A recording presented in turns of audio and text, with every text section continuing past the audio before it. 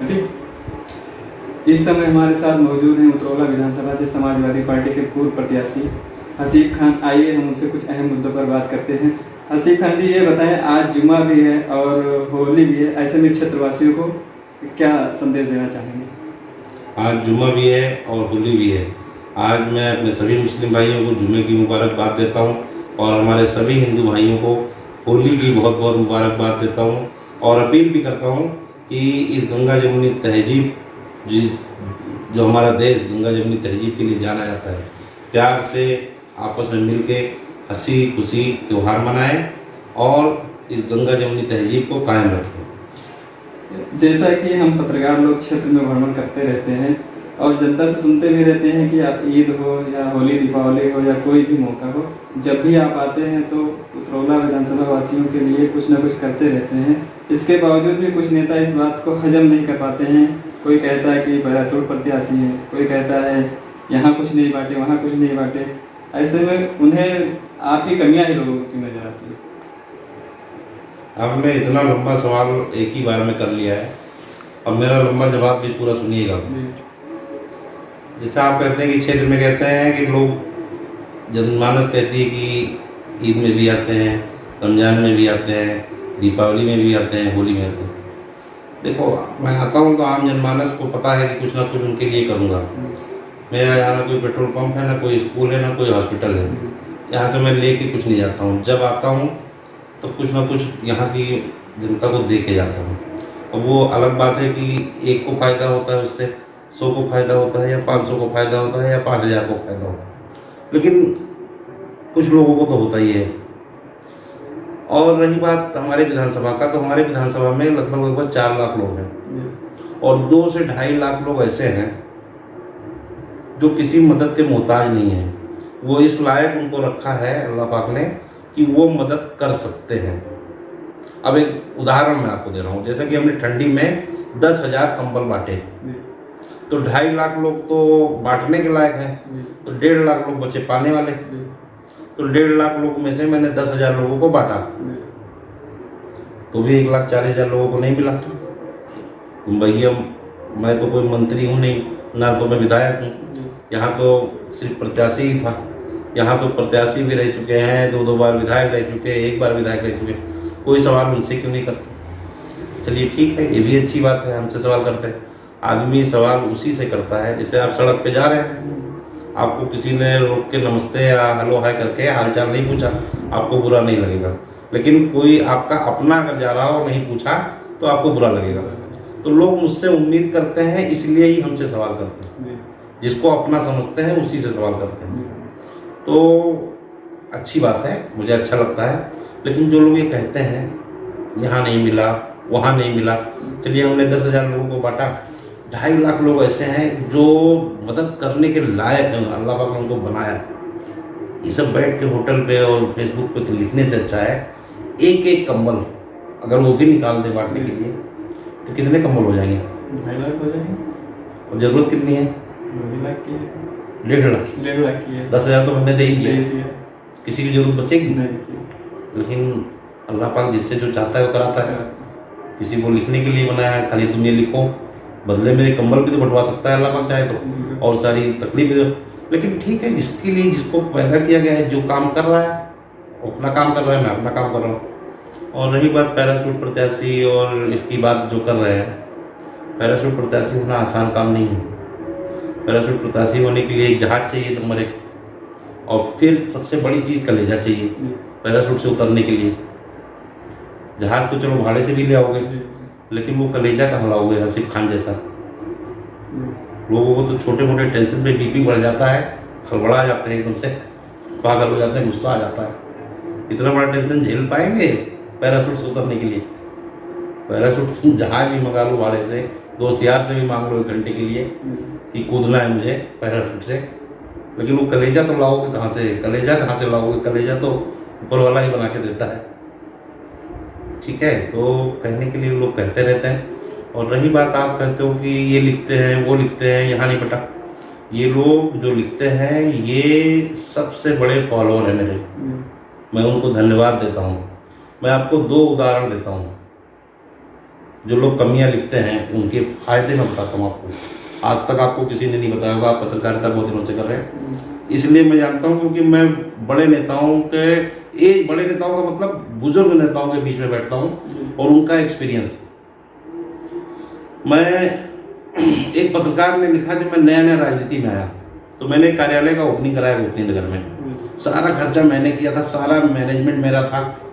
जब माननीय राष्ट्रीय अध्यक्ष जी अखिलेश यादव जी आए तो भीड़ इतनी तेज आई कि समाजवादी के लोग और दूसरे लोग इतना तेज धक्का मारे कि मैं मंच से बिल्कुल बाहर हो गया, खुद ही पीछे हट गया। और जब फोटो सेशन हुआ तो उसमें मेरा फोटो नहीं। एक पत्रकार, नाम नहीं लूँगा, हमारे बहुत करीबी हैं और उनके लिखने से मुझे बहुत फायदा हुआ।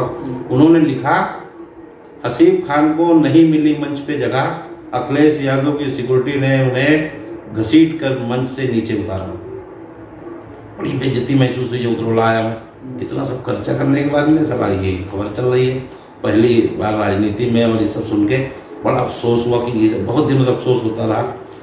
उसके बाद में कार्यक्रम था हमारा रमाबाई में, तो रमाबाई का कार्यक्रम राष्ट्रीय अध्यक्ष जी अपनी निगरानी में कराना चाह रहे थे, तो वो हर तीसरे दिन अपडेट लेते थे कि क्या हुआ, देवरिया से कितनी बसें आ रही हैं, गोरखपुर से कितनी बसें आ रही हैं। तो मैं और संजय चौहान डेली दूसरे दिन जाते थे राष्ट्रीय अध्यक्ष जी को अपडेट करने, यहाँ से मान्य जी इतनी बसें आ रही हैं, यहाँ से इतनी आ रही हैं, मतलब पार्क का ये बुकिंग हो गया, ये हो गया वो।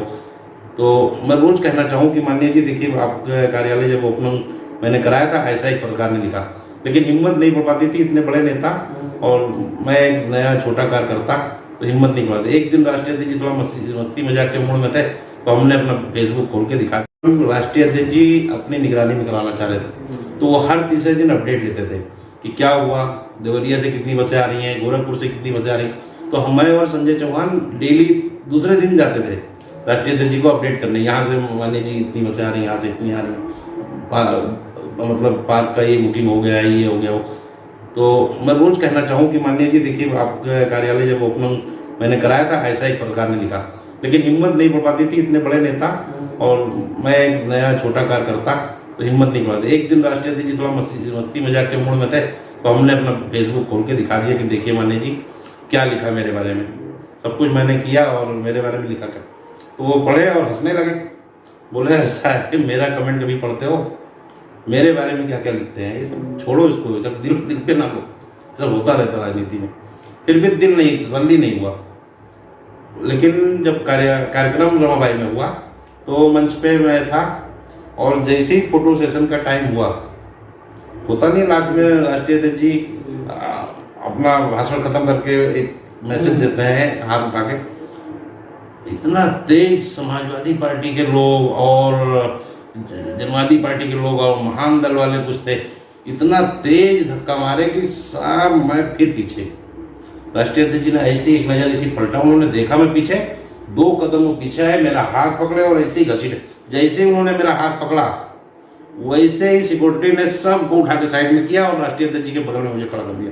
और राष्ट्रीय अध्यक्ष जी ने, जबकि उस टाइम पे हाथ उठाना था संजय चौहान का पकड़ के, उन्होंने मेरा हाथ, मैं फोटो आपको दिखाऊंगा, संजय चौहान का हाथ छोड़ के उन्होंने मेरा हाथ पकड़ के उठा दिया। और फिर मुझे धीरे से बोले भी, एक्टिव रहा करो यार, नहीं तो फिर कोई पत्रकार लिखेगा कि मंच पे नहीं मिली जगह, सिक्योरिटी ने उतारा नीचे। तो मुझे हंसी भी आ गई। तो मैं उस पत्रकार का धन्यवाद देता हूँ कि उस पत्रकार ने लिखा और मैंने राष्ट्रीय अध्यक्ष जी को पढ़ाया। राष्ट्रीय अध्यक्ष जी उस बात को ध्यान में रखे थे और मुझे देखे मैं नर्वस सा एकदम पीछे खड़ा हूँ, मुझे घसीट लिए। और दूसरी एक घटना आपको बताता हूँ गलत लिखने। एक बार एक मेरे मित्र ने मांगा कि नया साल का बैनर लगाना, मैंने फोटो भेज दिया और उसने बैनर छपाया, प्रत्याशी की जगह पे उसने उतरौला विधायक लिखा दिया। मैंने देखा भी नहीं, वो वायरल भी हो गया। मैं बड़ा टेंशन में था, रविदास मल्होत्रा जी और कार्यालय में बैठे थे, बोला ऐसा ऐसा वायरल हो गया, तो बड़ा बेइज्जती, उनका भी कोई बैनर आया वो भी देख रहे थे। मैं बोला बोले भाजपा वाले मजाक उड़ाते रहते, उसका छोड़िए। मैं बोला भाजपा वाले मजाक उड़ाए तो ठीक है मंत्री जी, अपने वाले ही अपने ग्रुप पे कब नेता हो गए, कब विधायक बन गए और इतने कमेंट कर रहे हैं कि शर्म लग रही है, बड़ा वो हो रहा है। और फिर बोले काहे का, वो समाजवादी का है ही नहीं, तुमको कितना वोट मिला? मैं बोला 67,000। तो बोले तुम 67,000 लोगों के विधायक तो हो, 67,000 लोग तुमको विधायक बोलेंगे, 67,000 लोग विधायक कहेंगे, 67,000 लोग विधायक लिखेंगे, वो भाजपा वाला होगा, उसने वोट भाजपा को किया होगा, उसका विधायक भाजपा वाला होगा, इसलिए उसको बुरा लग रहा होगा कि तुम कब विधायक बन गए।